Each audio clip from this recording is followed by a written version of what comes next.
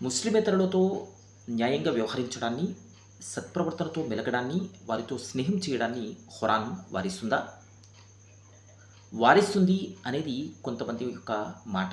కానీ నిజానికి సృష్టికర్త అయినటువంటి దైవం 60వ అధ్యాయము 8వ వాక్యంలో దివ్య ఖురాన్‌లో ఈ విధంగా సెలవిచ్చాడు.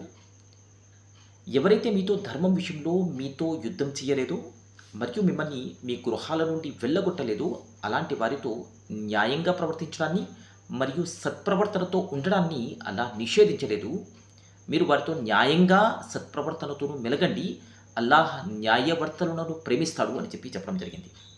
ఇక ఎవరైతే ఒక వాక్యాన్ని ఉటంకించి ముస్లిమేతరులతో స్నేహం చేయవద్దు అని ఖురాన్ అంటుంది అని అంటున్నారో, నిజానికి అది ఒక ప్రత్యేక సందర్భంలో దుర్మార్గులకు వ్యతిరేకంగా జాగ్రత్త పడండి అని చెప్పినటువంటి వాక్యమే గాని, సర్వసాధారణంగానైతే ఈ వాక్యము న్యాయం చేయడాన్ని దైవం ప్రేమిస్తాడు అని స్పష్టం చేస్తుంది.